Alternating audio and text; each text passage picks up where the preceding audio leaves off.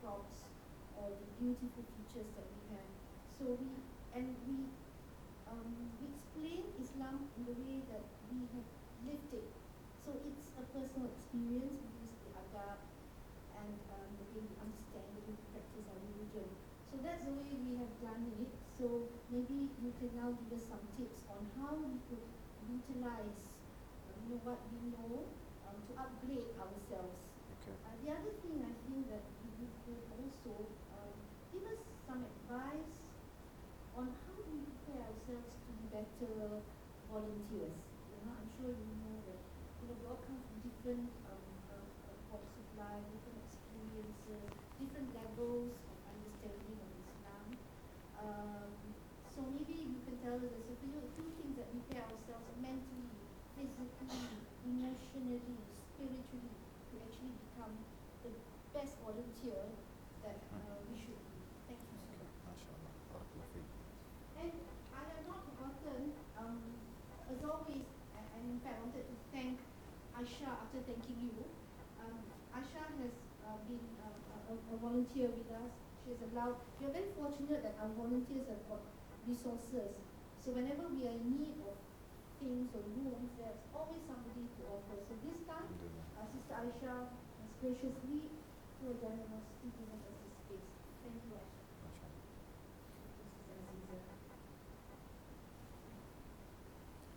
So without further ado, I would like to give now the floor for Sheikh Kamal El Makki to take over. Thank you. Jazakumullah khair, shukran. Okay. طيب. السلام عليكم ورحمة الله وبركاته. بسم الله الرحمن الرحيم. الحمد لله رب العالمين والصلاة والسلام على رسوله الأمين وعلى آله وصحبه أجمعين. أما بعد, جزاكم khair for coming. And I'm actually very, very happy to know that a lot of you are volunteers. And being a volunteer is a very honorable position. And there is a level of ikhlas, purity of intention, that comes by default just by virtue of being a volunteer. Because volunteers typically don't get thanked very much, don't get paid at all, and if they do, not very much, right? And a lot of times they're the unsung heroes with humans, but there are no unsung heroes with Allah. And that's why Allah Azza wa Jal is a shakir and a shakur, which means He appreciates whatever you do. And if Allah Azza wa Jal wasn't so appreciative, He wouldn't take a simple one good deed that you do and multiply it by 10 and then multiply it by 7 and then multiply it by 100. Wallahu yudha'ifu liman yasha, and multiplies beyond that for whoever He pleases. So that means Allah does appreciate what you do, and may Allah subhanahu wa ta'ala multiply your rewards immensely. You were engaged obviously in the best of speech, as Allah subhanahu wa ta'ala says, وَمَنْ أَحْسَنُ قَوْلًا مِمَّنْ دَعَا إِلَى اللَّهِ وَعَمِلَ صَالِحًا وَقَالَ إِنَّنِي مِنَ الْمُسْلِمِينَ. So Allah is saying in the verse, who is better in speech than the one who calls to Allah and does the righteous deeds? And it's a rhetorical question, because the answer is no speech is better than calling people to Allah. And you get reward for the act of calling people to Allah, not if people are change or if people become Muslim. You get reward just for the act of standing there and calling people to Allah. Nuh alayhi salam called his people for 950 years. That was not his age, that was his da'wah age. Some scholars say he started at age 50, others say he started at age 100, and then spent 950 calling to people. وَمَا آمَنَ مَعَهُ إِلَّا قَلِيلٌ, and only a few believed. So you're telling me he only gets that reward and nothing for the 950? That would not be fair, right? So he gets the reward just for the act of giving da'wah. Now, so I understand we're going to do just about an hour of some techniques, and then go and do some of the, they call it sparring, okay, back and forth, which is inshallah beneficial. So I don't want to go into brief introductions. Virtues of da'wah, I'm assuming we're all aware of the virtues of da'wah. We wouldn't be sitting here. We're aware of the obligations of da'wah. We wouldn't be sitting here. I don't have the time to break down the techniques I'm going to be discussing with you right now in order to completely convince you as to why they work, why they're efficient, and then tell you the stories of people from around the world who have tried them and used them and so on. But in very brief, I like to always start with the introduction that the only reason I continue to travel the world and still teach this workshop is that I know it works, inshallah. That's the only reason I still do that. And I've got, I've been teaching it for about 10 years, I guess, and emails I get from all over the world, and a proven record that inshallah it does work. There's a 6-hour version of this workshop, there's a 1-day version, a 2-day version, and a 4-day version. 4-day deals with Muslims, non-Muslims, Buddhists, atheists, everything. But the point is that there probably, just for the 6-hour version, at least from 40 to 60 techniques with evidence from Quran and Sunnah as to why they work. One of my pet peeves is when people make rules for da'wah, especially rules that are not based on any research or not based on collective years of experience. So in the introduction that they always read, which needs to be changed, they always say that I have decades of experience in da'wah. How old do you think I am? Decades of experience. But in a way, it is quite true in the sense that because we don't have research, the next best thing to research is to spend 10 years speaking to du'at who are experienced from all over the world, and some of them have decades of experience, and trying to gather some sort of data. Now, so probably I should skip along on as to it does work, but the first time I ever gave a version of this workshop was when I was forced to become chaplain of George Mason University in Virginia. The university had a da'wah table about this size, had a bowl of candy, Islamic material on the side, and 2 du'at who oversee the table. Typically non-Muslims come take the candy and walk away, all right? 3 years of that, and they got 2 shahadas in 3 years. If you consider the technique, that's quite good, because they just take the candy, right? But 3 shahadas in 2 years. So now I become the chaplain, and we said, the first thing we're going to do, let's liven up the da'wah table. So I gave the first ever version of one of the earliest versions of this workshop. And at that point, we didn't know, can you take people with 0 da'wah experience and make them superb du'at? So in the middle of the semester, I gave the da'wah workshop. In half a semester, which is 8 weeks. So in 8 weeks, 17 people became Muslim. So we went from 2 people in 3 years, so that's a shahada every year and a half, to 17 people becoming Muslim in 8 weeks. And so one person from there, so that was the first evidence that you can take people with 0 da'wah experience and give them a few techniques, a little bit of training, and they can become superb du'at. Fast forward, then it went all around the world, then it got, an audio version got online, and people around the world started to listen to that. There was a 5-hour audio version a brother heard, and he brought to Islam about 160 people. This is a weekend project in downtown Toronto, Canada, that's been going on for about 7 years. And I knew that it was inspired by the workshop, and I only met them just a few weeks ago for my first time. I saw the center and everything, and they were still going. And they brought, by 5 years ago, from the count 5 years ago, they brought 160 people to Islam, 95% of them remaining upon Islam. And I can tell you stories of 14-year-olds who took the workshop. Next day, their best friend became Muslim. I can tell you stories of 19-year-olds who brought so many shahadas that they don't know how many people came to Islam through them. And I can tell you a story of a guy who sent me an email from the UK who listened to half the workshop. He says in the email, I listened to half of it and I paused it to go buy dinner.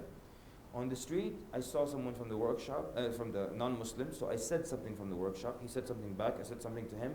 In a few minutes, the guy took his shahada. So he writes to me, he said, I didn't even finish the workshop and I'm getting a shahada. Now,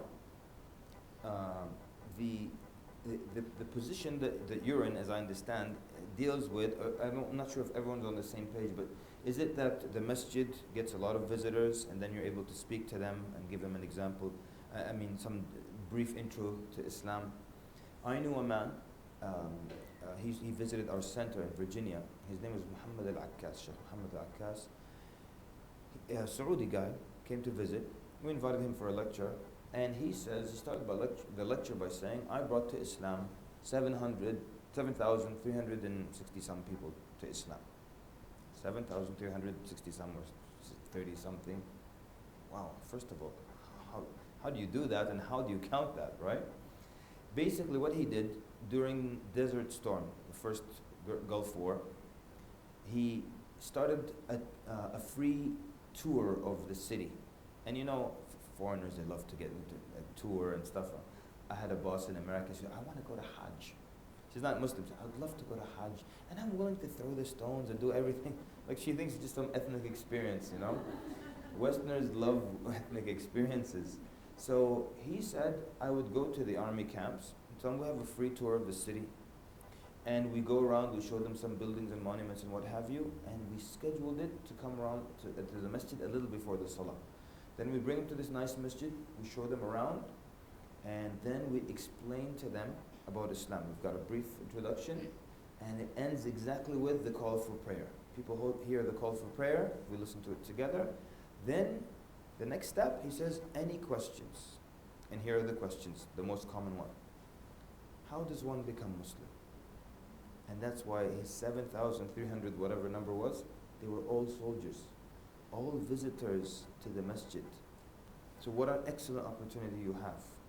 How can I maximize and get the most benefit of my time with these strangers that I've never met and perhaps will never meet again? That's what we're going to be talking about. So I'm going to be talking specifically about quick, efficient ways. Fastest way, best way, all that. Typically, a lot of da'wah is characterized by your having little time. Nobody says, yeah, I've got 2 days, tell me about Islam. It's always, I've got a few minutes, give me an introduction. Always, right? Almost always. Fast forward to masajid around the world. We had an Islamic center in our area, and busloads of non-Muslims come. And what a wasted opportunity. What do they hear about? Completely structural issues. Oh, these tiles came from Iran, the carpet from Turkey, the minaret is how many meters? Oh, I don't care how many meters long the minaret is. I mean, I don't, they do maybe. But I want to, we're there to guide people. So if your concern is how long the minaret is, I want to shift your concern a little bit now. Now, how official and unofficial that is, that's your job. I don't know the details, right? You can be very diplomatic and use a lot of tact in how you present things. But the point is that people just get a physical tour. So on the day of judgment, why didn't you become Muslim? I never got to know about Islam. You walked into one of my houses. Yes, but the Muslim that met me just told me about how long the minaret was. I don't know about that. It's not good. It sounds really bad, doesn't it? Yeah? Yeah, the tour guide just told me about the carpeting, and I didn't know about Tawheed, Ya Allah. Okay, right. I think we're all on the same page here, right? Wonderful. So I think the best thing I can do, I'm going to talk about 3 things. And you must, inshallah, I hope you appreciate the fact that I'm going to give you just the gist of these 3 things, which I typically would teach over a number of hours, not because they're complex.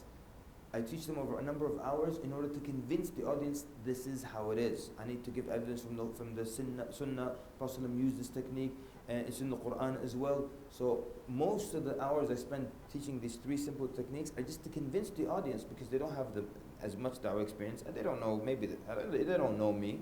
Who is this guy? You need to prove your techniques to us, right? So I hope you appreciate the fact that we're going to be skipping a lot of the evidence behind why this is the case, because of time. And during the sparring time, if you want to challenge or ask about anything, feel free. There's no rule that you have to listen to what I say or you have to agree with me. I always tell people, feel free to disagree. Now, so I'm gonna, this is up already? Wonderful. Is this the AC? Okay, this is, okay. I knew something was wrong here. So, here it is. So I'm going to skip a lot of the do's and don'ts and the techniques, but I'm going to, here we go. Okay, so that nobody reads ahead. Okay, there's reading on every page, isn't there? Okay, this is the page we're going to talk about, but don't read ahead yet, okay? Let me explain something. You know something? Can we just bring it back to here? There we go. So, here's the thing. I'm not interested in how many things I can talk about, how many subjects within Islam I'm going to talk about with this person, with this stranger. I'm not interested in all the things I can talk about. No, that is not practical at all. We said da'wah is typically characterized by having little time. So if I have little time, I want to know what is the bare minimum I need to talk to you about before you become Muslim. Make sense? Because what happens is, I'm going to present the argument of what is the bare minimum to talk about. And usually what happens, not usually, but sometimes in some cities, when I present that argument, someone puts his hand up and says, what about this? What about that? And what about, you're doing, thank you so much, Habibi. Now you're doing the exact opposite. You're trying to make the pot as big as possible and fill it as much as possible. And we're trying to be as efficient as possible. So I'm going to argue that the bare minimum you need to talk about before someone becomes Muslim is the Tawheed of Allah Azza wa Jal, one God and His Messenger is Muhammad Sallallahu Alaihi Wasallam, and then explain the 5 pillars of Islam. Oh, wait a minute, brother. What about the 6 pillars of Iman? Seriously? And people insist on this thing. Oh, what about talking about the angels? First of all, if you believe in Allah Azza wa Jal, if I convince someone to believe in Allah Subhanahu wa Ta'ala and His Prophet Muhammad Sallallahu Alaihi Wasallam, it's not going to be a problem to tell him about Musa alayhi salam. It's the same concept. It's not like I need to stress that, by the way, you need to know there was someone called Musa. You don't need to. He will accept that. If he accepts Allah, he'll also accept Allah created angels. So someone insists, no, and you have to tell him about the last day.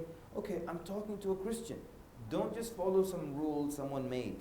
Your da'wah talk is based on the person in front of you. There is no one script. So I used to say, like as an analogy, if I meet an atheist, I click on the atheist file. If I meet an agnostic file. If I meet whatever, I click on that file. But you want even more detail than that, I don't really even click on a file. I generate the talk based on the individual. Is every atheist the same? No. There's an atheist that became an atheist because of emotional things. Why is there suffering on earth? They can't be a god then. There's an atheist who read some nonsense philosophy book. Okay? So even within atheists, it's not really one file. As I'm talking to you and I discover what type of atheist you are, I start to make a file just for you. I always talk about tailoring the talk based on the individual. Yeah? And I don't talk to every Trinitarian Christian in the same way. I tailor the talk based on their personality type, based on a lot of things. In the longer version of this workshop, which is the one we did in KL 2 years ago, 4 days, we even showed how to figure out the which personality type you're dealing with, and just a lot of techniques, which we don't have time for. So I'm concerned with what is the bare minimum I have to talk to you about. But so many times there's a Christian standing in front of me, and then I say, look, give him the pillars, give him Tawheed. Someone puts his hand up, what about the 6 pillars of Iman? Listen to what we're saying. We're speaking to a Christian. Do I have to do the 6 pillars of Iman? I already covered Allah. Angels, do I have to explain that? He's Christian, they know angels, books, messengers, the last day. They know that. So why do you make a rule here that is not applicable? And no matter what, we're not talking about Qadr. True or false? Ever. Yesterday I was doing the same workshop and I asked him, what else would you talk about? One guy put his hand up. He said Qadr. I said, really? Really? With Muslims you don't want to bring up Qadr. They get so confused. I'm going to tell a non-Muslim about Qadr. So it's not necessary.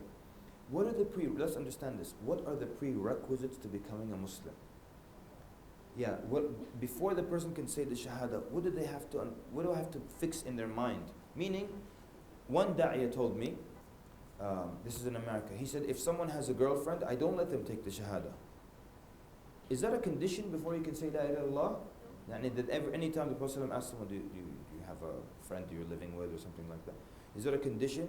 Some Muslims make all these conditions. Oh, you have a dog? Get rid of your... And I understand, I learned during this trip how dogs are haram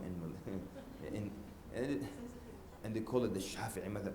Poor Shafi'i madhab is blamed for everything that's happening. Yeah? Dogs are haram. What dogs are haram? You mean the saliva is impure, or you mean the dog is haram? How is the dog haram? His saliva is impure, he's najis, but just haram as a creature. So some people want to put these conditions: get rid of your dog, break up with your girlfriend, remove your tattoos, you have an earring, take it off. No. What do I have to do before someone says La ilaha illallah? I have to remove shirk. It's just like the kalima itself. You're saying ashhadu an la ilaha, negating illallah. So if I remove all other deities from this man's mind, he is now able to say, I bear witness that there is no God worthy of worship except Allah alone. He has no partner. And if I put it in his mind, he did send the final messenger, his name was Muhammad sallallahu alaihi wasallam, who came with the same basic message as all the prophets before him. I now have the prerequisites for this man saying the Shahada. I don't have to ask about, do you have tattoos? Do you have a girlfriend? Do you have a dog? I don't have to do all these things. Okay, wait a minute. You have to explain to him that he can't eat pork anymore and he can't do this. And really, I have to do that? I have to do all that? So after he takes the Shahada, I have to tell him, okay, no more pork, no alcohol, don't go to nightclubs, don't watch a lot of television. I have to give him a list also. Shopping list, right? So what we're trying to argue, what is the bare minimum I need to tell you before you become Muslim? And I'm going to give you this from multiple years of personal experience and years of collective du'at experience. And of course, we've got already an indication of some good evidence here. When the Prophet ﷺ sent Mu'adh ibn Jabal to Yemen, he is sending him to a people who are Christian. He says, you're going to a people who are Ahl Kitab. So let the first thing that you call them be that the testimony that none has the right to be worshipped except Allah Azza wa Jal, and that I am the messenger of Allah. Then the Prophet ﷺ mentions Salah, and then he mentions Zakah. So out of the 5 pillars, the Prophet ﷺ only told him about Tawheed, Allah and His Messenger, Salah, and Zakah. Obviously, Mu'adh ibn Jabal probably taught them about Hajj and Ramadan, but when your Prophet ﷺ gave him guidelines, he mentioned very crucial issues. He didn't, and there are many things important in Islam. If you would like, we can make this PowerPoint available to you. We can, I'm sure you have an email list within amongst yourselves. We'll forward you the PowerPoint and you do whatever you want with it, inshallah. Yeah? That way you don't have to take a lot of pictures, yeah? I know in Malaysians want any excuse to take pictures. So, yeah, so if feel free if you still want to take pictures, but we will send you the PowerPoint, inshallah Azza wa Jal. Yeah, so notice the Prophet ﷺ told him the most important things as far as belief is concerned. Respecting your parents is important. Okay, night prayer, siyam, fasting, all these things are important, but the idea wasn't to try to make the list bigger, fill the pot with information. Then your talk is going to be 10 hours. The idea is, what's the bare minimum? So we're going to argue that the bare minimum, no doubt, you're going to have to start with the oneness of Allah Azza wa Jal, which was the most important issue and was the focal point of the Prophet's da'wah. And it wasn't just that he taught Tawheed for 13 years, you always hear that a lot, but he didn't just teach Tawheed for 13 years, but it definitely was the focal point. Everything is linked back to Allah. So even when the Prophet taught charity, you're giving charity for the sake of Allah. Even when he taught every act of worship, it's all linked to Allah Azza wa Jal. So that's your main central talking point. If someone is an atheist, you can't move forward unless you convince them that there is a God. If someone is a Trinitarian Christian, you can't move forward unless you convince them there is one God. So that's your main talking point. Sometimes you meet an individual, yeah, I believe there's a God. And he could have sent prophets. Okay, you just fixed step 1 for me. Now I just have to convince you that he did send prophets, and the last one was Muhammad ﷺ, and he's not sending one after him. It's very hard to debate this point, that your main talking point is not about the fact that Allah is one and Muhammad ﷺ is his final messenger. That's how they become Muslim, by proclaiming that. So it's going to be very hard for you if you want to fight this point and say, no, a talking point should be something else. Your talking point can also be determined by what is your goal. For example, let's say we live in Montreal, Canada, and they're trying to ban the niqab. So I'm going to assemble my da'wah team of volunteers, and we're going to do training and a workshop. And when our plan of action, when we hit the streets and go to events, we're going to be defending the woman's right to wear niqab or hijab if she wants to. We're not going to be fighting about or trying to get shahadas. We're not going to be trying to talk about Trinity versus one God. You focus on what is your short-term goal here. If it's Muslim women's rights, if it's bringing awareness to an issue, you're going to stay focused on that. So why then? So we're kind of clear about the Tawheed part, and your talking point as an example, not as a guideline. And one more time, I'm very against when da'wah workshops tell you, say this, and then say that, and then say this, and then say that. Why should I follow 4 or 5 steps? Why?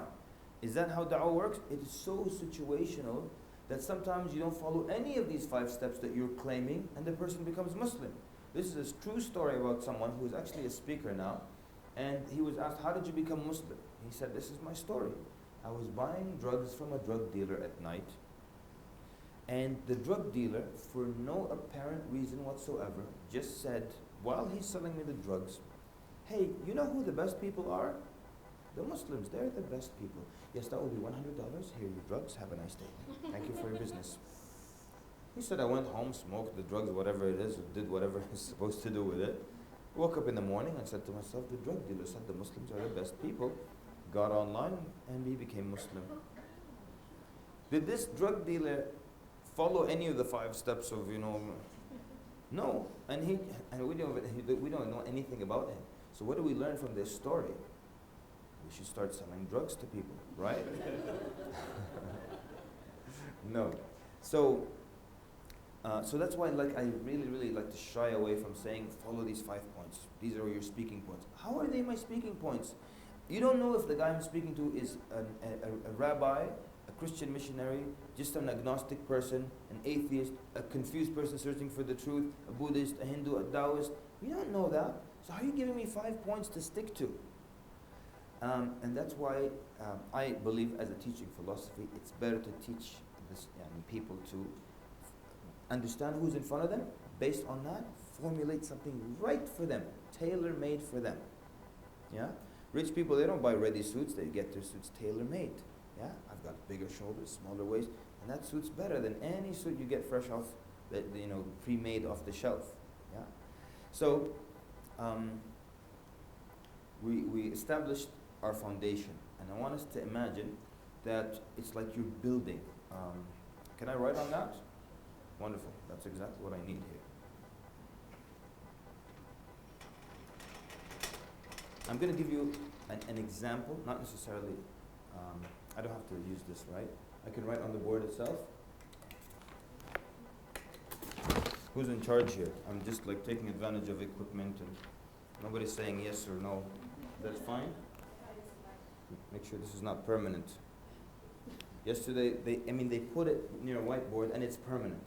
I made a mark and oh, still there. Very good. Everyone can see this? I think for a few seconds, I don't really need that. Is that okay to turn it off? Now, I'm going to give you, let's call it a demo of speaking points or talking points. And what we want to see is how we go from point A to B. Whatever B is depends on the goals of your da'wah at that time. If I'm giving shahadas, B is I want to take them from hello, how are you, sir? Do you have a few minutes? To B, saying the shahada. Or B could be they're convinced that niqab is the woman's right. She has a right to choose to put niqab or not. So from hi, how are you, sir?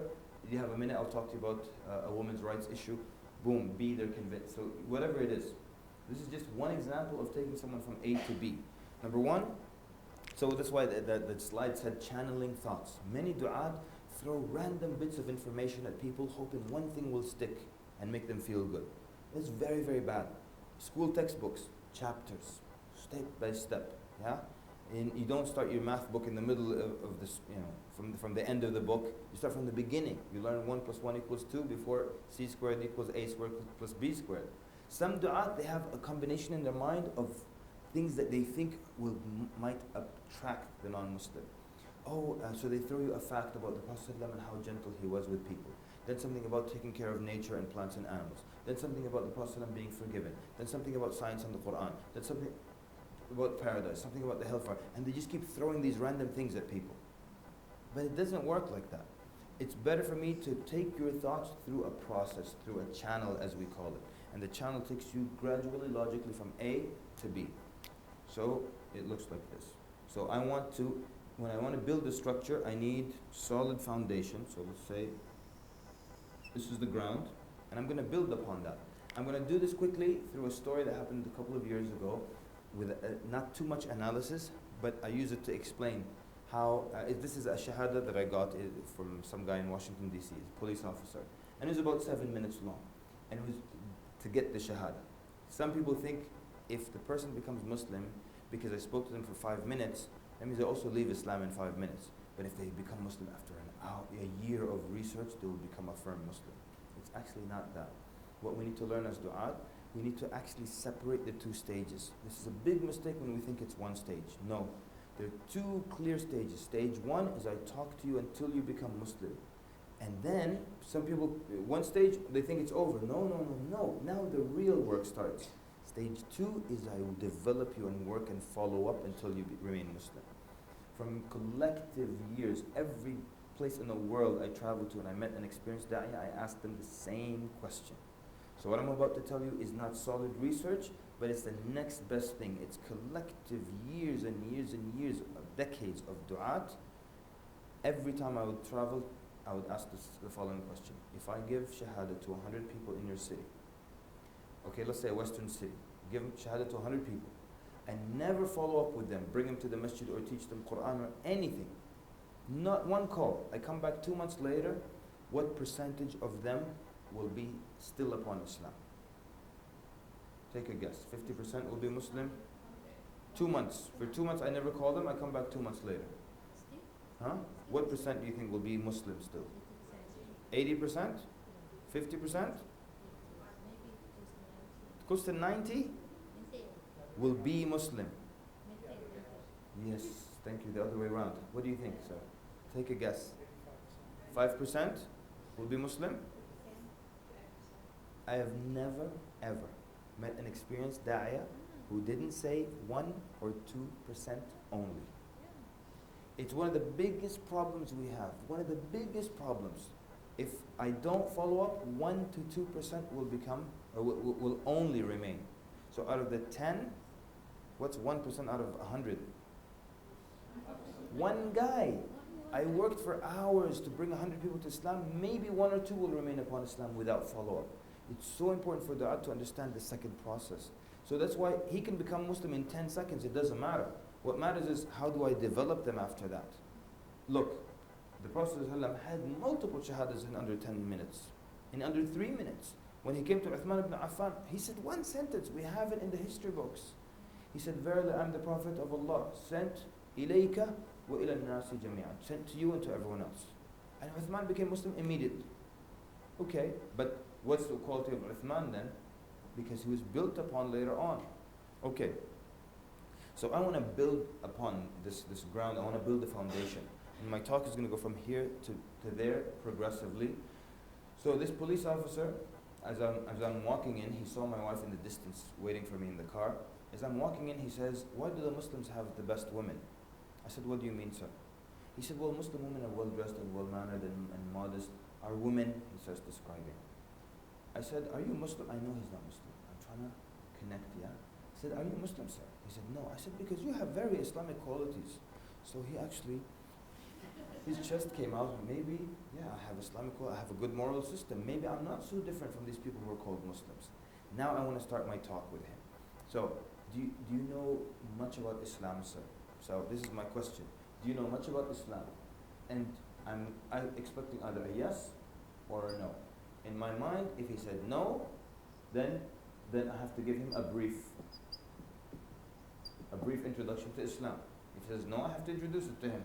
If he says yes, you might find this a bit strange. If he has yes, to what I have to do. Find the problem or the obstacle. Why is there a problem with it? I'm sure there's one. Why? Because if you've read and know about Islam and you're not Muslim, that means something stopped you. My job is to find that out. You're just like a doctor. You diagnose, you find what's wrong, you apply medication, the remedy, and then you go and ask them to become Muslim. So that was the equation now. So I said, are you Muslim, sir? He said, no. I said, do you know, have you ever read anything about Islam? He said, no. So now I click on that file, brief introduction to Islam. Something quick about that file. I've been training and practicing this file all the time. When you go out, this is the mark of superior, superb training. If you sound the same every time, you are well trained. If every time, very consistent, yes. If every time I give you a different introduction to Islam, I haven't trained well enough. People ask me, how do you flow like this? Because I trained it like a madman. I would be driving my car, practicing my speech. So Allah subhanahu wa ta'ala, and Allah is the one who created the heavens and the earth and all. I'm just practicing it. I used to be driving my kid brother to school, to martial arts practice, talking to myself. He was like 7. He told me, why are you always talking to yourself? I told him, I'm practicing a speech. One day I'm driving him and he started talking to himself. I said, what are you doing? He said, I'm practicing a speech. I said, what speech? You're 7. So you practice it, that speech of yours. So now when I click on that file, I've practiced it. It's just smooth, it's the same one. Don't worry about repeating the same thing every time. It's a different person. Doesn't matter, right? Okay, so now he says, no, I don't know much about Islam. I need to build on a solid foundation. So my question, the solid foundation is going to be belief in the Creator. So my question to him was, do you believe in a Creator, sir? Notice that was a close-ended question, meaning you ask a question where the answer is yes or no. The truth is, you need to be in control and in charge of the conversation. So, are you Muslim, sir? Do you know much about Islam? These are all yes/no questions. Second one, do you believe in a Creator, sir? Yes or no? I mean, I don't say yes or no, but it's a yes or no question because it's close-ended. It's far better for you as far as efficiency is concerned than to ask an open-ended question. This is a true story. Da'iyah used to ask it this way. What's your view on God? Oh boy. This is the non-Muslim. Well, it started back in 1967 when I first realized that, I don't have time for your philosophy and your life story. I'm sorry. I want to understand who you are very quickly. I don't need all these details. I just need to know how to tailor the talk. And I've got some techniques. In 10 seconds, you can find out who you're talking to. I don't recommend you use them in Malaysia, but they work in America. I also tell people don't use them in the UK. You have to tailor it based on the culture, the person in front of you. If I were giving da'wah with you and some Americans came, I know exactly how to talk to them, inshallah, because I'm from there. If some British people came, then I would change it for them. So don't allow a foreigner to come and tell you how to speak. You do it based on what you know, right? So for example, just so you know the technique, in America, sometimes I would see someone and say, hey, are you Muslim, sir? The guy would say, no. So why aren't you Muslim? And they would say something like, well, I don't know, my older sister is a Muslim. These are true stories. My older sister is Muslim, my uncle is Muslim. I can't tell you how many times someone told me, I don't know. What does it mean when someone says, I don't know why I'm not Muslim?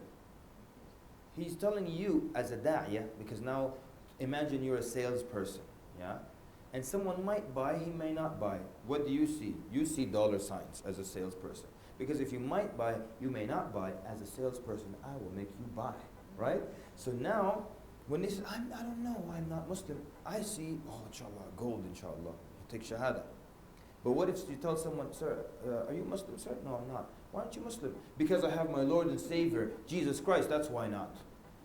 How long was this talk so far? Not even 10 seconds, right? Guess how much I learned in 10 seconds? Number 1, he's Christian. Number 2, he's Trinitarian. And number 3, he's passionate about it, thank you very much, because of the way he spoke. And I'm going to calm him down very quickly. Oh, interesting. Well, you know, we also as Muslims believe in Jesus 100%. But you know what is the main difference between our belief and yours? Yes? What is that? Boom, he already calmed down. And then I keep going, right? So there's just many techniques, and I have many of them, how I can learn who you are so quickly without hearing your life story. But we don't have time for all this. And inshallah, Allah will allow us opportunity in the future. We don't know what that will be. I'm trying to spend all Ramadan here. Maybe that will give us more chances to talk, and whatever it is. The point is, don't make me walk away with your marker. But, so close-ended question, do you believe there's a creator? Boom, yes, no. Because if he believes there's a creator, then now I ask him, what is your religious background? In America, I noticed over the years that when you tell someone, what religion are you? They get offended. Because maybe they abandoned it. So I would ask them, what's your religious background? Because now I know, even if you abandoned it, what shaped your thought about religion? He said, I'm a Baptist Christian. That's why I don't have to go into that 6 pillars like the brother was arguing. Why didn't you tell him about he's Baptist, I don't need that. Now, so from the Creator, there's a next logical step. The prophets. So, I said, okay, this Creator then, out of His fairness, He's wise, He's fair, He's just. He doesn't just resurrect people and put a group in paradise and a group in the hellfire. He first sends them prophets, messengers, to do a couple of things. 1, they tell them there is a God. 2, the do's and don'ts. Halal, haram, do this, you can't do that. And 3, be careful, there's a day of judgment, you're going to be held accountable for your deeds. The problem is then, now, and then we have another 1, 2, 3. And that is, what is the logical link from Creator to prophets? If there is a God, He must He must let us know He exists. And the best way to let us know He exists is through prophets. Because there are only 3 options, right? Number 1, God appears directly to people, and that would completely destroy the concept of a test in life. Because if your professor threatens you about a dangerous final exam, and you come to the class and the answers are on the board, were you tested? No. So that means if God appeared to people personally, it would miss out on this, ruin the whole test in life thing. So He either tells us about Himself by appearing personally to people, so personally, 2, sending angels, and angels are not realistic role models. They don't eat, drink, sleep. They don't break the fast. They would not be realistic role models. And if they came in original form, the Prophet was the bravest. And when he saw Jibreel in his original form for the first time, what happened? He fainted. So Allah will send His Prophet, the angel, and the angel will come to speak to the people of the town, and because he comes in his original form, everyone faints. They wake up, what did the Prophet say? Wallah, I was also fainted, maybe next time when he comes. And he comes and everybody in the village faints. Now I know what you're thinking. No, Allah can send an angel in the form of a human. Doesn't make sense. Allah refuted that in the Quran already. Because the Quraysh said, why doesn't Allah send a messenger, an angel as a messenger? Allah subhanahu wa ta'ala says, وَلَوْ جَعَلْنَاهُ رَجُلًا. If we made malakan, وَلَوْ جَعَلْنَاهُ مَلَكًا. If we sent the Prophet as an angel, malak, لَجَعَلْنَاهُ رَجُلًا. The angel would come in human form. We just agreed. The angel coming in full angel form doesn't work. So if Allah sent an angel, He'll send him in human form. وَلَلَبَسْنَا عَلَيْهِمْ مَا يَلْبِسُونَ. And then we would just confuse them over an issue that's already confusing. So you're saying, why did God send a human? He should send an angel. And if He sends an angel, He'll send him in human form. So what's the point? That means the best and most logical thing is for Allah to inform us about Himself, about His rules, about the Day of Judgment through sending a human of noble character, good background, everybody knows them. That's the logical link. If there is a God, we must know about Him. There are only 3 ways we can know about Him, and the best, most logical one is to send prophets. So now we've established, I'm building now, and we've got a good link and good logic. This man was a Baptist already, so I tell him out of the fairness of Allah, He keeps His truth available on earth. But sometimes He sends a prophet, and people disbelieve in him. Sometimes they'll believe in him, he dies, they change their religion. Sometimes He sends the prophet, they kill him before they even listen to his message. So out of His fairness, He sends another prophet and another, and that's why you look at the Bible, you have the names of Abraham, Moses, David, Solomon, Lot, and the list goes on and on and on. Now I want to talk about 2 prophets in particular, and they are, because I know my audience now, I'm speaking to a Baptist Christian, I have to mention, very good, Isa alayhi salam, because there's an incorrect belief concerning him. And the other one I have to talk about is Muhammad sallallahu alayhi wa sallam. So, because you can't become Muslim without this one, and you need to fix the misconception there. Now, notice how I did it. In this is a true story, and I'm almost word for word going over what I said to the man. It was very short, but it went well. But what if your story doesn't go well? Then you take a break here, and then you take a pause, you go into another document here. Until you can clear the issue. Once it's cleared, you come back to the next step. So if you need to spend more time, you can go off and come back. In this story, it was really easy. I said, listen, I'm not asking you which you believe and if you prefer this. I'm asking you, is it logically possible that Allah could have sent, just like He sent all His prophets, could have sent Isa as His prophet? I'm not saying do you believe that. I'm saying could it be possible? Because Jesus said over 22 times in the New Testament, my Father who has sent me 22 times. He said He was sent. He didn't change the same messages the prophets before. He didn't change the 10 commandments. He never told people, hey, people, you need to worship me. He said, worship the Father who's in heaven, and so on and so forth. Is it logically possible Jesus could have been one of the prophets of Allah, could have been sent as a prophet? And he said, yeah, he has to. Because if he says no, repeat it back slowly. If Allah wanted to, could He send a prophet called Jesus, just like He sent a prophet called Noah? Yes. Now, is there anything to say Allah can't send another prophet 600 years after Jesus? Muhammad sallallahu alaihi wasallam, 1400 years in Arabia, who also taught the 10 commandments, that there's only one God that should be worshipped, you still honor your parents, and so on and so on and so forth. This is almost exactly what I was telling the man. Is it logically possible Muhammad sallallahu alaihi wasallam could have been one of the prophets of Allah? And the man said, yeah, it's possible. I'm not saying I believe it, it's possible.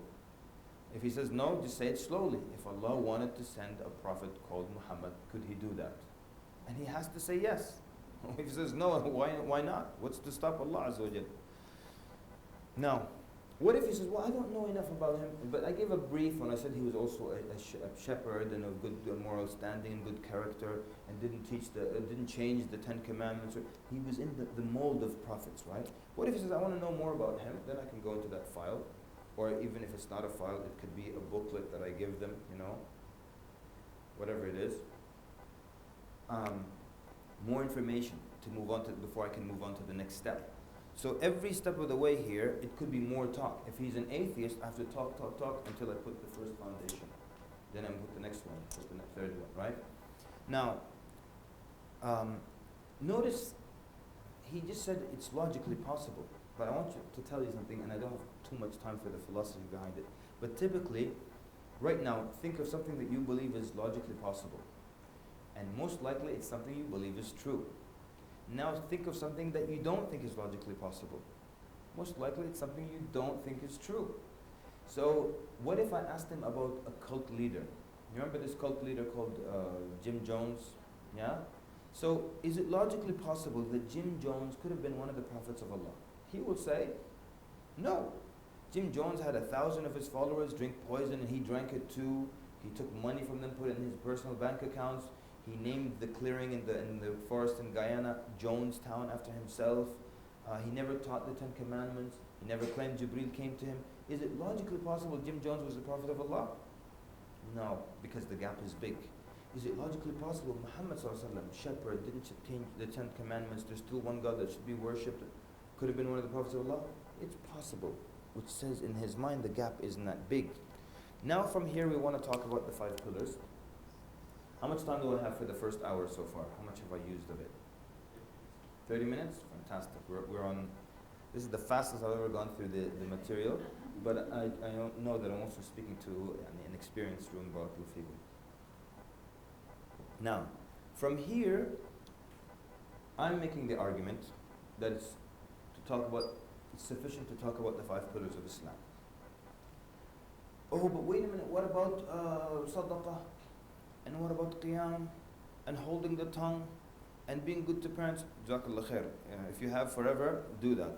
But typically you don't have that. What's the bare minimum we want to talk about? And we're going to argue that it's the 5 pillars. Why?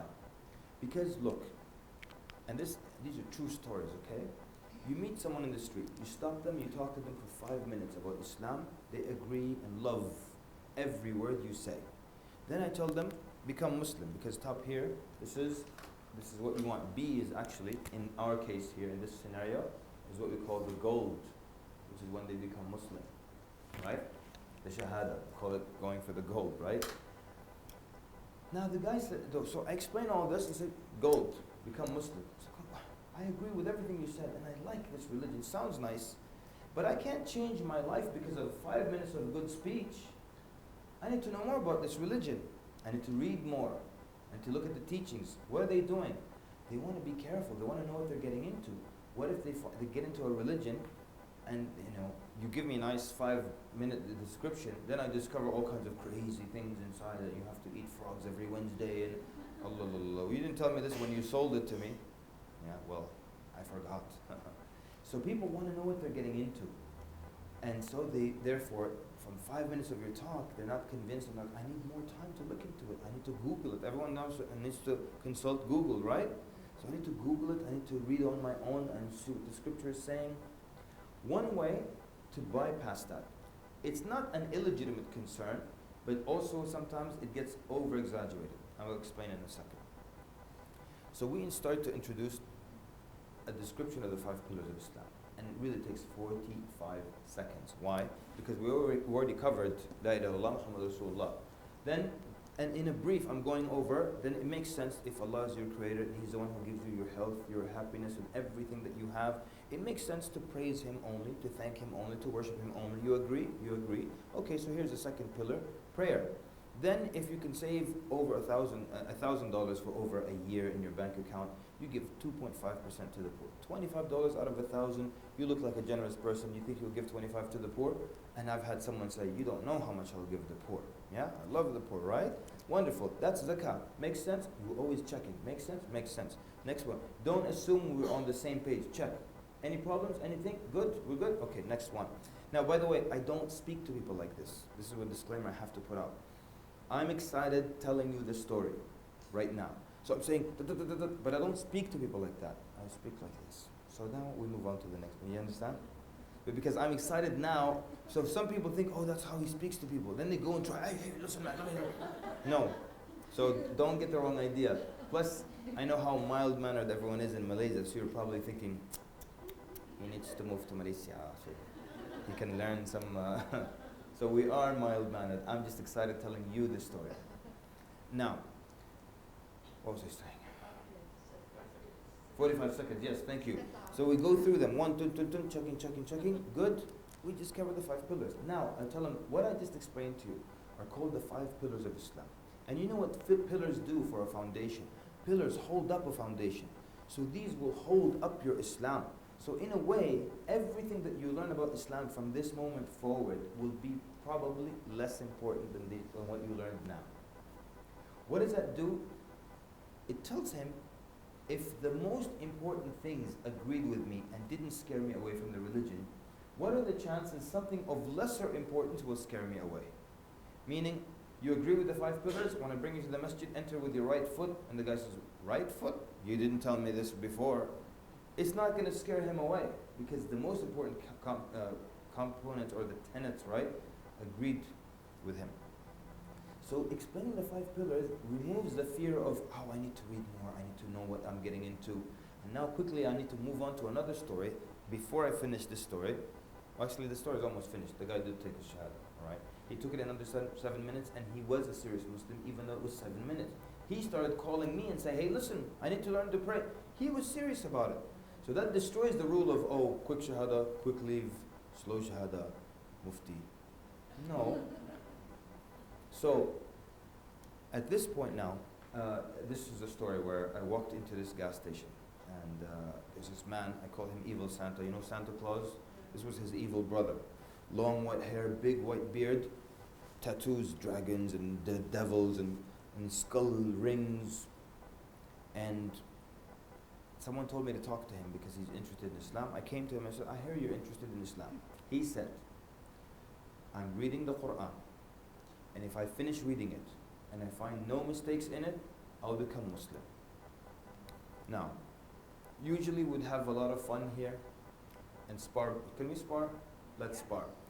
What's your next question? That's all the information you have. I described him to you, and he said, I'm reading the Quran, I'm going to read it cover to cover. If there's nothing wrong with it, no mistakes, I'll become Muslim. What's your next point? There's no wrong answer. What would you do? You might say, what's your name? Right? That's not wrong. What would you say now? What would you say? What's your next point? Yes, ma'am. What did you like so far? Okay. All right, very good. Now, is there anything wrong with that question? There's nothing wrong. Can we agree? And I want you to know that I don't think there's anything wrong with that. So there's the difference between something being wrong and it being not the most efficient thing. If you allow me to say, we are time sensitive people here, right? So I was at a dinner once, true story. There was a non-Muslim. And I asked him, have you read about Islam? It's just all a bunch of Muslims. We're eating on the floor, and this white guy sitting eating from the floor with us and everything. Yeah. So obviously he knows the host. I said, have you read anything about Islam? He said, yeah. I said, what bothered you the most about Islamic teaching? Why? I don't have time for what you like. Sorry, I don't want to sound cold, but I'm saying, if I asked him, what did you like about Islam? Zakah, I like zakah. Respecting parents, I like that. Hajj, I like Hajj. Hajj is good. Fast. I don't have time for this. I'm sorry.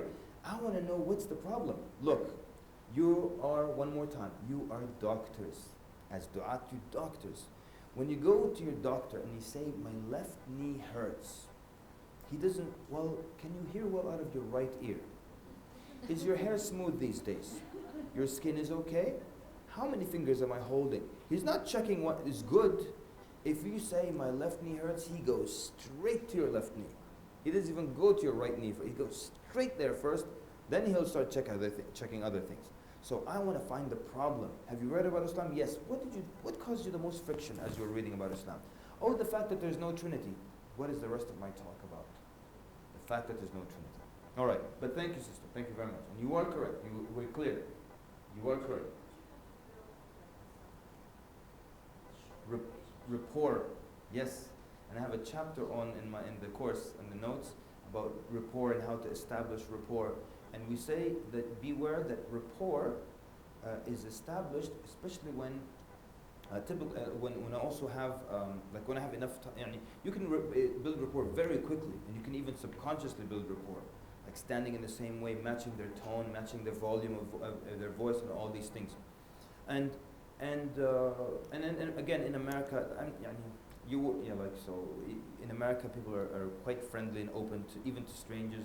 So I walked in, I'm smiling, how are you doing? So I heard you're interested in Islam. And he opened up quickly, yeah, I'm reading the Quran right now, and if I read the whole thing, there are no problems, I'll become Muslim. So now I want to help him out. What else? You good though, 100%. What else? What else would you say? But all these people in the industry, Some are co-workers, some are classmates, and we used to do a lot of street da'wah in the old days. And so a lot of them were street stories.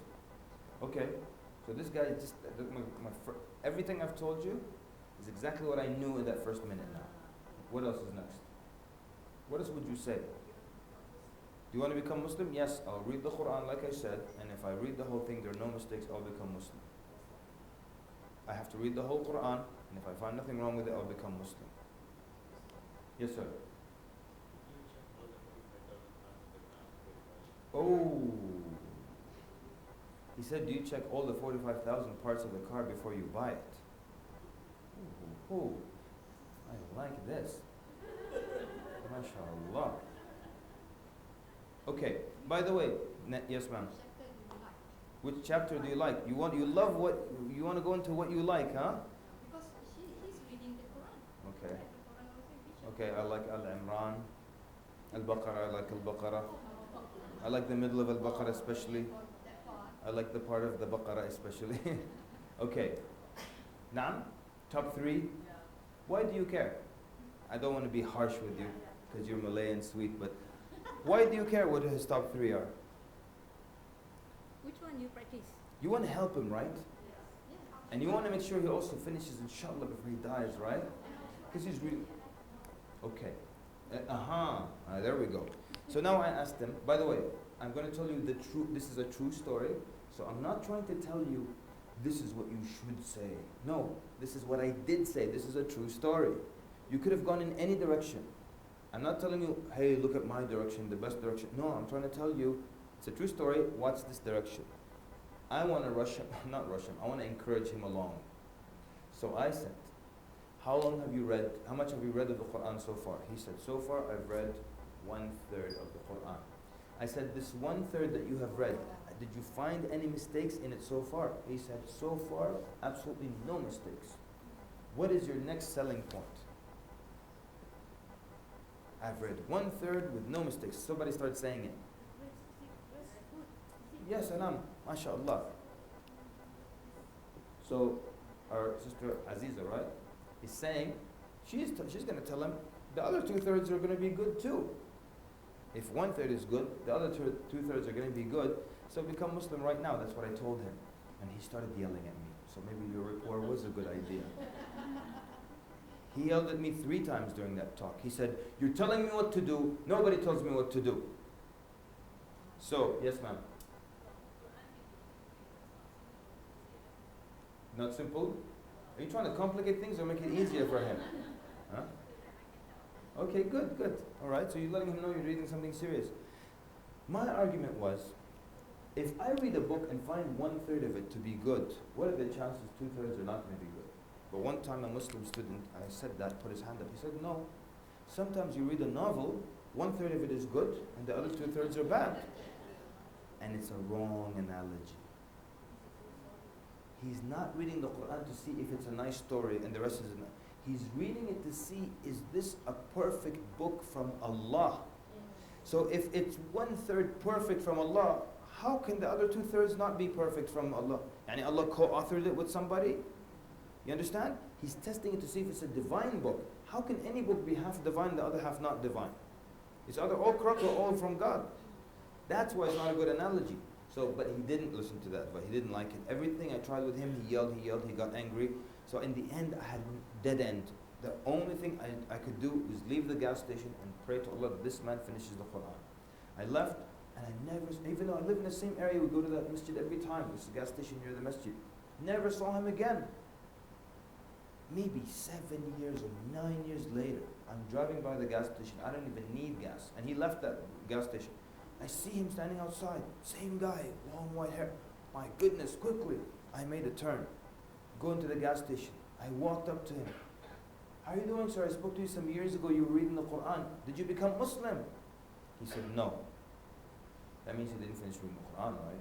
Did you finish reading the Quran? He said, yes. That means something wrong. Did you find anything wrong with it? He said, no. I said, why aren't you Muslim? He said, because right now I'm reading Sahih al-Bukhari. And I pray to Allah Azza wa Jal that He never hears about Muslim and Nasa'i, Abu Dawood and At-Tirmidhi. 45,000 points. That's why you're a genius and a natural. Barakallah feek. Yes? Huh? So what's he doing? He wants to take Islam on a long test drive and know and find out everything about it. But what we want him to learn, and everyone else like him, is that you don't need to do that. That's not how you live your life. That's not how you make any decision in life. That's not how you get married. You ask about the most important things. If they're there in the man or the woman, you get married. That's not how I rent a house. When the guy is showing me the house, I don't say, well, let me move my children and the dog and everybody in here for 6 months. If we like it, we rent it. No, I know what I need. The most important things for me, 2 bedrooms and 2 baths, and of course the most important room in the house, the kitchen, needs to be big. Yeah. So that's it. If I find these things that I need, I'll take it. And so this man wants to know everything he's getting into before he gets into it. But we want to teach people like him that if the basic, most important things agree with you, you accept. That's how you get married. That's how you move into an apartment. That's how you decide which university to study. That's how you decide what field you're going to study. Nobody studies 5 years of chemistry before deciding, I would like to study 5 years of chemistry. I have an idea of what chemistry is, and if it appeals to me, I study chemistry. But why do we lose logic when it comes to religion? No, let me read all of Bukhari, become a mufti, and then take the shahada. After they says the shahada, they put the mufti hat on him immediately. It doesn't work like that. So how can we get this point across quickly to people? We came up with an analogy. And this is the car analogy. Alright? We want to do it quite quickly together right now. How am I doing on time? What's happening with that first hour? 11 minutes more. Okay. Now if we go 10 minutes over this hour, it's not a big deal, right? Wonderful. We'll give you breaks, whatever you need and all that. Now look. So now we came up with an analogy. And as du'at, you probably know, you use analogies a lot of the time, right? All the time. Someone asks you a question, boom, you give them an analogy. And they help people visualize and see. And most human beings are visual. Most of the population is visual. That's why their PowerPoint presentation, because the majority of the audience is visual. And even the Prophet ﷺ, if you remember, used visual aids in teaching. And he drew the long line in the sand and he made other lines come out of it. Yeah? So, here's the analogy, which we actually tell non-Muslims about this. And we're going to do the exercise together. So, a very rich man in KL takes Shahada and he's in a very good mood. He offers you his car, 2015 Mercedes-Benz S-Class, which I understood yesterday from some students, it cost about 600 to 700,000 ringgits. This car is brand new, and he's a millionaire. There's nothing wrong with it. Okay, Muslims like to get suspicious. He's just happy. He became Muslim. He hands you the keys. Here's my car. It's outside. Examine it, and if you like it, keep it. Now, if you tell me I'm going to test drive it, a test drive is examining components. I want you to give me names of components, not that you're going to test drive it. What are you going to check for to see if you're going to take this car or not? Now someone put your hand up and tell me one part that you're going to check. Somebody. Yes, ma'am. Is it auto or manual? Automatic or manual? Okay? That's for you, huh? So if it's manual and costs 700,000 ringgit, you will leave it. Okay, so give me something more important than that. Keep it at home. Okay? Someone put your hand up and tell me a component. What does that mean though? What are you checking for? So you said? Engine. So I'm going to check for the engine, because if the engine on a 2015 S-Class Mercedes, a big engine, if it's broken or if there's no engine, I see the floor, it will cost me tens and tens of thousands of ringgits. So I have to check the engine. I'm not going to take it if there's no engine. What else? The engine? Tires? I give you a 700,000 ringgit car with bad tires. You will leave it.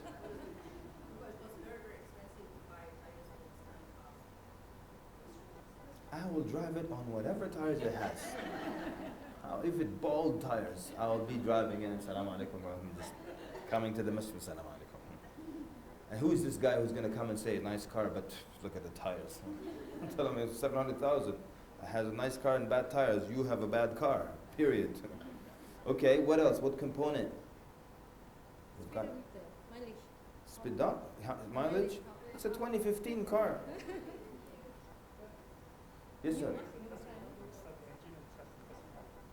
Yeah, but realistically, when you're test driving, you're testing individual components. I want to hear their names. We've got the engine.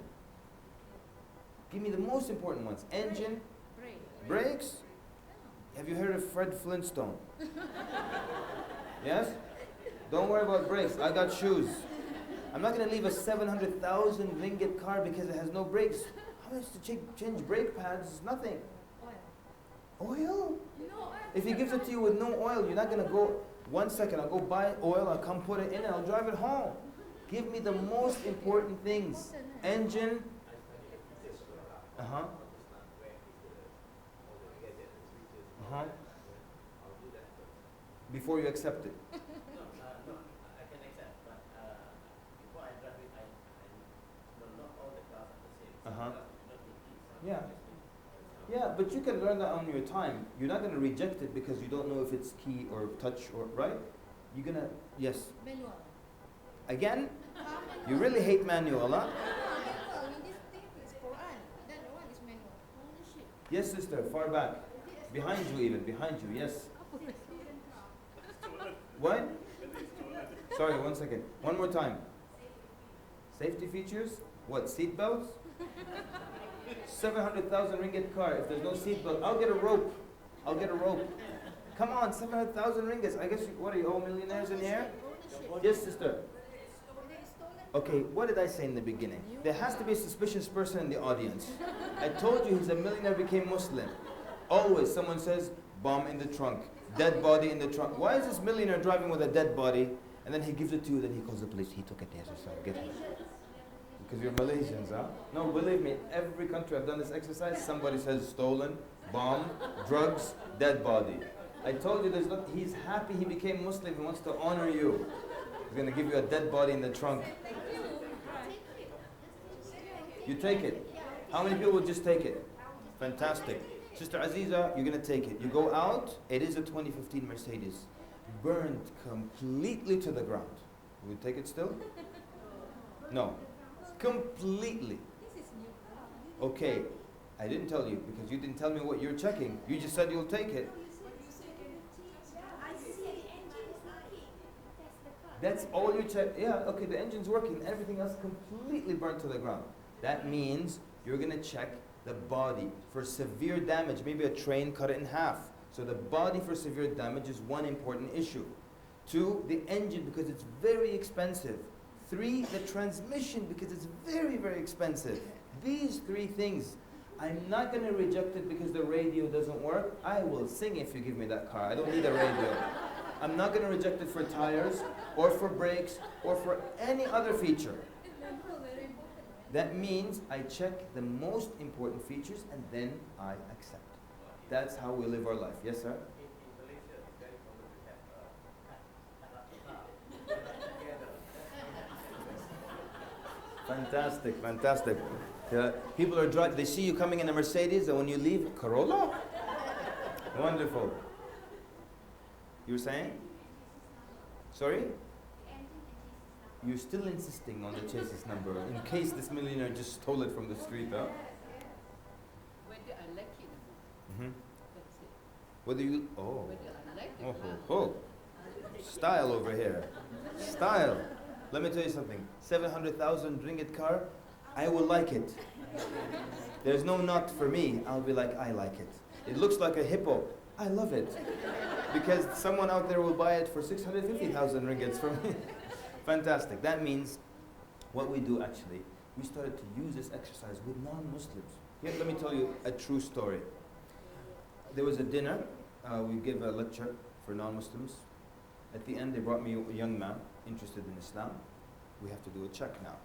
La ilaha illallah Muhammad Rasulullah, check. Salah, check. Zakah, check, check, check. Everything's good. Any problems, any issues, any concerns? No. At this point, he's ready. There's only one thing left for me to do. Tell him become Muslim. This is a true story. I said, okay, why don't you become Muslim? Okay. And actually I said, look, do you know how someone becomes Muslim? He said, no. All you have to do is say with your tongue and believe in your heart what you just said you're okay with. So you actually have in you, listen to how I'm encouraging him. You actually right now have in you the ingredients to become a Muslim. Don't leave this room a non-Muslim. Become Muslim right now. The guy's like, I don't know. I said, listen, imagine you go to an analogy, yeah? Analogy, always. Imagine you go to, you see someone who's been studying medicine for 6 years. The day before he gets his degree, he walks out of the school. What would you do? You would run after him. And you would say, you have the knowledge to make you a doctor. Don't leave here not a doctor. Stay and get your degree. So you just believe in the most important things that make you Muslim. Become Muslim right now. You see how I'm encouraging him? No, look what he said. He said, I like everything that you say and I agree with it. But I'm the kind that likes to take my time. I don't like to rush things. So I don't make any impulsive decisions. And I told him, actually I appreciate what you're saying. I'm just like you. I study the market. I do my research. I compare prices. I don't like making impulsive decisions either. But let me give you an analogy. And I gave him an analogy, and at that time it was a 2012 Mercedes-Benz, and we went through the same analogy, and if he said something silly, I got him to pick the most important things. I want you to listen to this story, just to see how powerful it can be. People expect that I have to do a lot more. Look how easy this was. He said, no, I'm the type of personality, I need to take my time and everything. From one analogy, at the end of the analogy, I said, would you take the car? He said, yes. $100,000 it costs in America. He said, I would take it. I said, why is it? Look, it's exactly what I told him. Why is it that when the most important things in the car agreed with you, you accepted the car, but when the most important things in Allah's religion agreed with you, you rejected Allah's religion? I'm not changing anything from this story. I'm not neglecting it. That's exactly what was said. And when I said that, he was looking down in shame. He felt ashamed. And when he put his head up, he said, I'll say it. And he took a shahada. You see how someone who says, this is my personality, I need to take my time, changed because of an analogy? So we start using the car analogy so much that we start to think it always works. Nothing always works, true? One day I used it on a man. White guy used to come to our masjid and pray with everybody. He's not Muslim. So one day I took him out in the car park and I told him about this analogy. And he still didn't become Muslim. And that was the first time the car analogy didn't work. And I was walking home thinking, that's strange that he didn't like the car analogy. He doesn't have to. I saw him a month later, and now he's praying regularly in the masjid and everything. And one day, just randomly, he pulled me after Salah. I said, by the way, one of the reasons I became Muslim was the car analogy. I said, yes, alhamdulillah, it still works. Yeah. But you get the idea, right? So that's the beauty and benefit of explaining the 5 pillars. Oh, I need to read more. Anything you read more after this won't be as important than what I described to you in these 5 minutes. You have enough, you have enough to make a decision right now. But we all understand, some people still need more time. I had a shahada that took 8 months. 8 months. I'm working with this guy, everything. He's a Catholic. We did Jesus in the Quran. We did Surah Maryam. We did Jesus in the Bible. We did back and forth. We did early church history and early Christian theologians. And we had a deal. If I tell you something, check it with your priest. I tell you, check it with your priest. And he would come back and say, I spoke to the priest. I like what you said more. 8 months.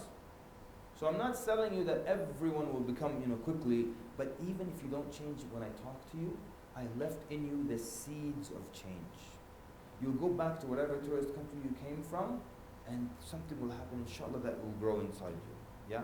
And if nothing happened, you never lose with da'wah. If nothing happened, I have made you walk away knowing who we are better and not believing the media, perhaps. So you never lose, right? Never lose. Okay, inshallah. And then, of course, I asked him for the shahada, and now these are the only last 2 points I wanted to mention before we go back and forth now. The other 2 points are that you ask for the shahada, we call it going for the gold. Going for the gold. Let me explain it like this. Can I erase this? I don't need anything, just leave it. Going for the gold. First of all, that means asking for the shahada. When do you ask for the shahada? When I've brought you up to the shahada. Why was I talking to you all this time and got you to this point where you have the ingredients and the beliefs of a Muslim if I'm not going to ask you to become Muslim? If you don't ask, okay, everything I give in the 4-day workshop, I call them all suggestions and guidelines for da'wah. And we said there are no hard and fast rules. The only 2 rules I insist upon are the 2 golden rules I'm going to talk about now. And then we're done. And I'm going to say, it might sound a bit too much, but you will see the analogy. I'm going to say that if you work people up to the shahada and don't ask for the shahada, not only are you not a good da'iyah, you're a strange human being. Now I will demonstrate. This is my house. I am here with a complete stranger, Muslim, non-Muslim, it doesn't matter. I'm telling them, I'm inviting you to my house. Okay? And while we're walking to my house, I'm telling them about how nice my house is. And you'll be happy once you enter my house. And my house has, it will solve your back problems. I've got nice cushions and you will enjoy yourself. My wife is a superb cook and you will love her food. And we're going to have a great time at my house. And I'm walking to him, we're coming to my house. When we get to my house, I step inside and I say the following to my potential guest. Well, it was really nice talking to you and I hope we talk again. And I close the door in his face. I got him to my doorstep and I closed the door in his face. Now, is that a strange human being? Very strange. If that happened to you, you would go home thinking, that was a very strange human being. Now watch this same thing. That's not my house, that's Islam. And I came out to the street and stood here for hours because I want to invite someone to my Islam, just like my house. And I found someone and I'm walking with him and taking him along. Islam is the best. It has solutions for all problems.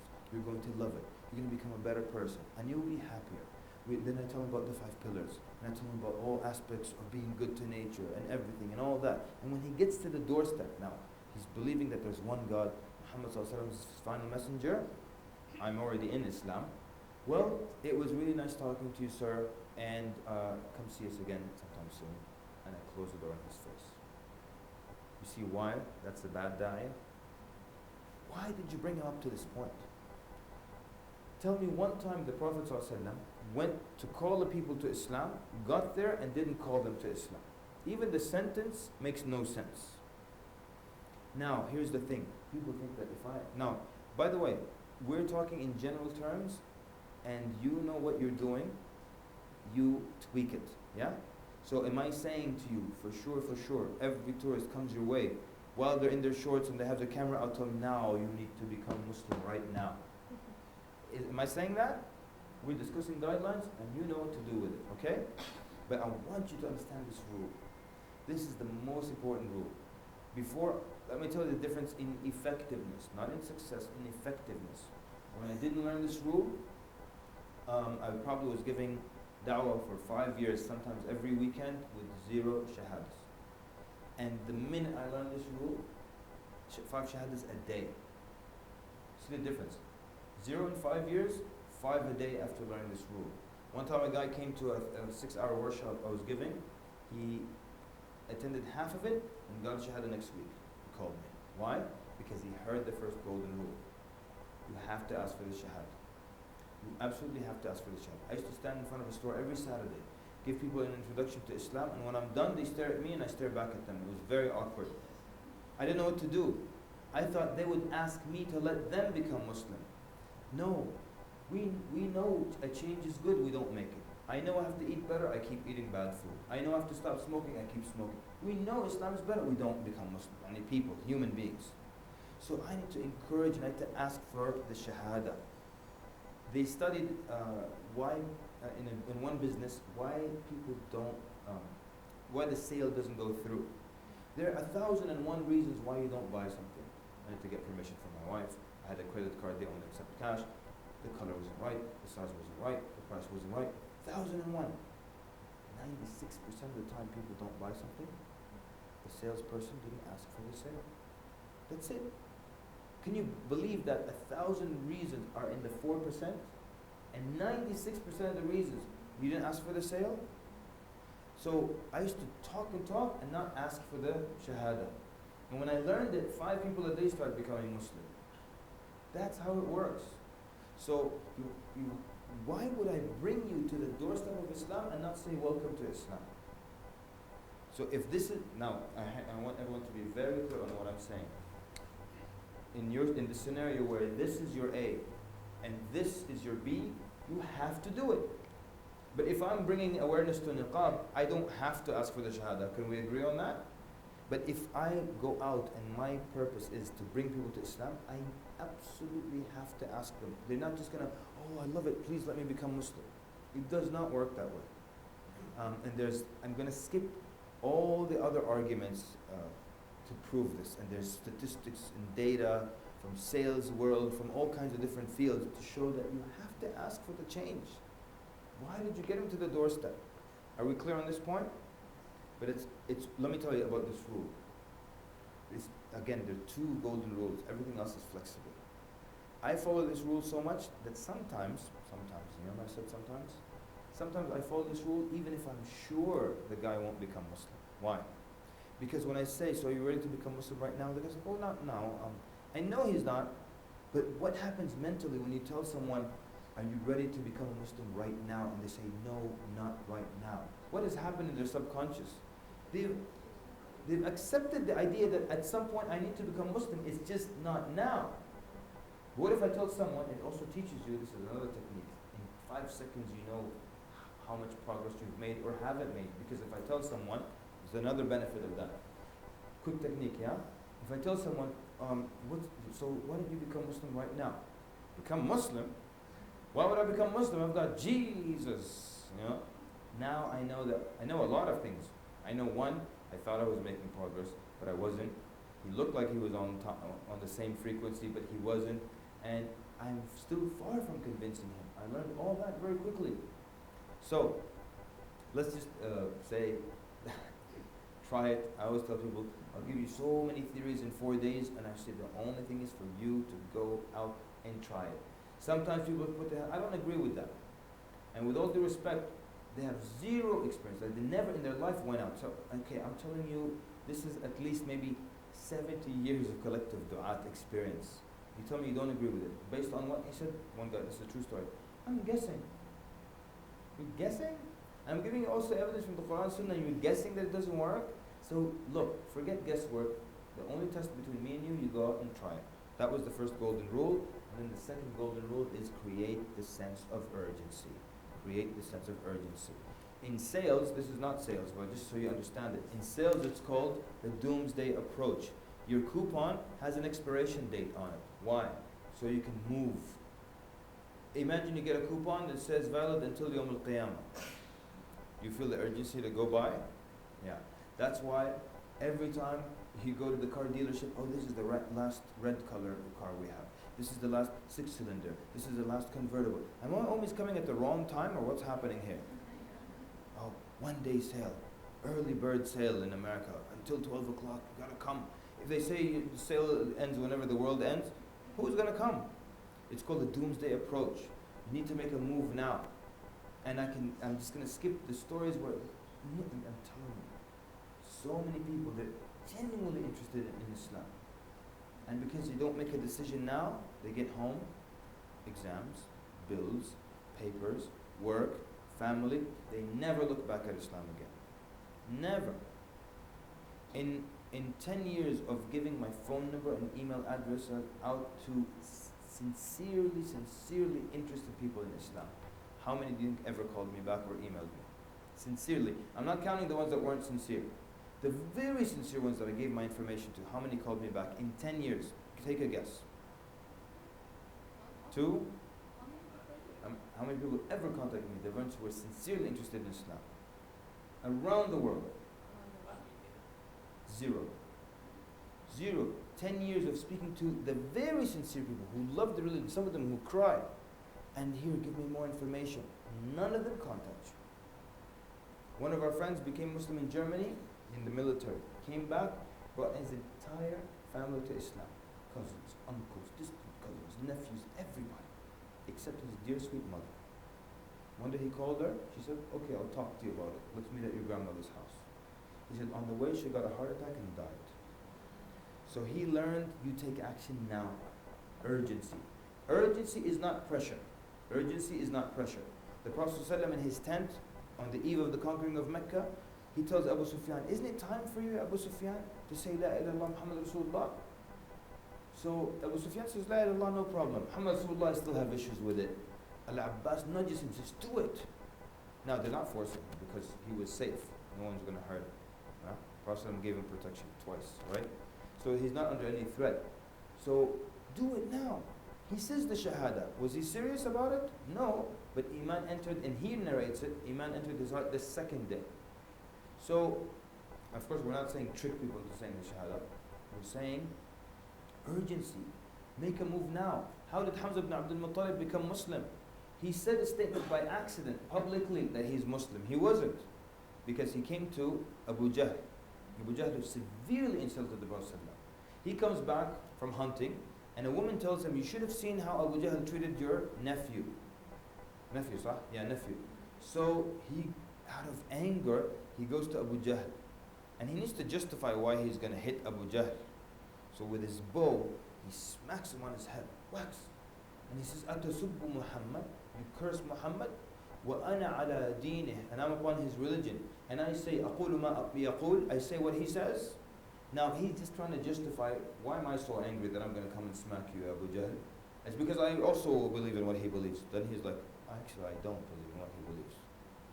But now he made the statement publicly, and you know, for them back then, they were true to their word. He said, then I went to the Kaaba and I made dua to Allah, because they believed in Allah. He said, Ya Allah, I made this statement publicly, Ya Allah, if this religion is the truth, bring me close to it. And if it's not the truth, move me away from it. He said, I just finished the dua and I started to feel this is right. So what happened here? A step got him moving in the right direction. An encouragement will get someone to make a change, and later Iman enters. People confuse Iman with Islam. Islam is, Ya Allah, I'm willing to submit to you right now and do what you say. Iman comes later. That's why when the Bedouins came to the Prophet and they said, we believe, Allah revealed what? قالت الأعراب, the Bedouins. قالت الأعراب آمنا. You know this verse.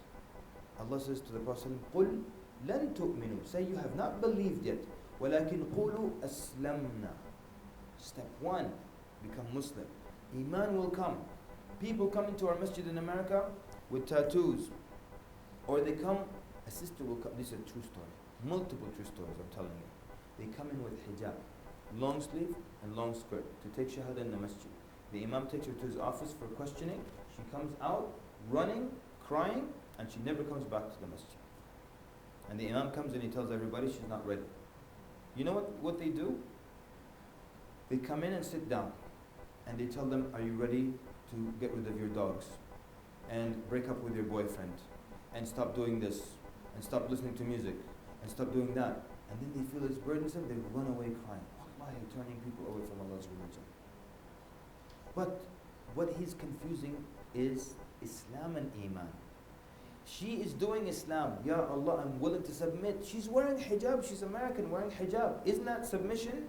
And I'm willing to submit. I'm dressed well. Coming to your house, Ya Allah. Isn't that submission? It's Iman will come later. When she starts to pray and love Allah, easily the love of Allah in her heart will push away any other love in her heart. For haram, for this. And she can make sacrifices because now you love Allah. I can leave my dog if I love Allah. But I still don't know Allah. Leave your dog. I love my dog. I've had him for 10 years. I met you just 10 seconds ago. So, urgency. Become Muslim right now. You don't have forever. You don't, you think, oh, I'm going to read the Quran. I used to, in the old days, ask reverts in the room, how long were you reading about Islam before you became Muslim? One guy put his hand up and said, 3 years. I said, what made you suddenly become Muslim? He said, randomly, a brother just called me that day and he said, become Muslim. I did it over the phone. I said, what if he never called you? He said, I would still be studying Islam. Just like Evil Santa. Still studying Islam. So urgency is do it now. It's not pressuring people. If you're pressuring someone as a da'iyah, you need to re-evaluate your techniques as a da'iyah. I'm just excited telling you the story. We don't pressure people ever. But let me tell you this one story. Again, it was a dinner at the university, and now this is done. We're done after this story. They bring me a young lady. She's interested in Islam. Same old speech, nothing new. Same old speech. Check. Tawheed. Check, check, check, check. 5 pillars. Any problems, any issues, anything bothering you about Islam? No. Well, you know how you become Muslim? Same story, right? I just said it to you with the guy, with the car analogy. Same thing. Okay, you know how you become Muslim? Well, you basically say with your tongue and believe in your heart what you just agreed with, so you have the ingredients of being a Muslim. Why leave this room non-Muslim, become Muslim right now? Same thing. That's my speech. Everybody has a speech. They memorize it, they repeat it all the time. That's what I do, right? So she said, no, I need more time. Now, time, you need to quantify what time means. I don't know what I need more time means. What, a lifetime, a year, a week, a few hours, give me 5 minutes? What do you mean I need more time? So look, word for word, I'm not changing a word. How much time do you need? She said, 2 months. And listen to me word for word, I'm promising you. I said, 2 months, that's too long. You hear what I said? 2 months, that's too long. She said, okay, Friday. That was Wednesday night when we were talking. Friday night, Wednesday night.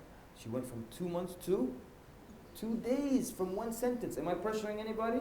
No.